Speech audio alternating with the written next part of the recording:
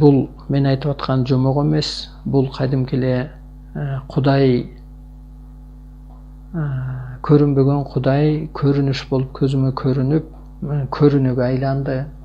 Көрүнүү Абдулдаев Кудайга айланды. Ошентип ааламда азыр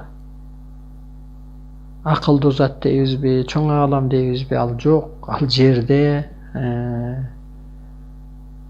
ал ошо көрүнүшү менен башкарат экен. Анын анатомиясыз ал бата бермейин, бир мамлекет өнүкпөйт. Арсанбай бата бермейин делет. Анан бу Арсанбай эле кандай такала берет деп ойлонсом, ал корпус болуп калгандан ошонун аты айтыла берген экен да. Анан табияттын кырсыгын токтотуп бер деп бай мамлекеттер кайрылат, кароо калат делет. Жанын адамзат жанын сурап келет, бата сурап келет деп. Анан эми башында бир жомок окшогон болсо, азыр адамзат ошого такалды.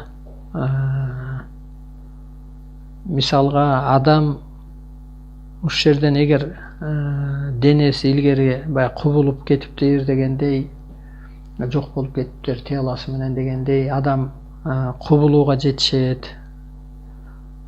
Ошо кубулганда кайра мисалга Бүймарем апа кубулуп бир башка бир дүйнөдөн көрүп, сан менен жайсаң ата сан менен белгилерди берип анан келип бияка кайра сөзгө айлантып түшүрүп атпайбы? Ошондо ал кайра кантип келет дегенде, жер жашоо бала чака оюнда турган болот. Ошон үчүн асманга барса дагы кайра адам болуп кайтып келе алат. Тетирсинче Кудай ааламдан келген, Арсанбайды кийген, ошо жактагы бийиктик түшүнүгү, ошол кызматы, ыйыктыгы мунун ичинде жашай берет дагы.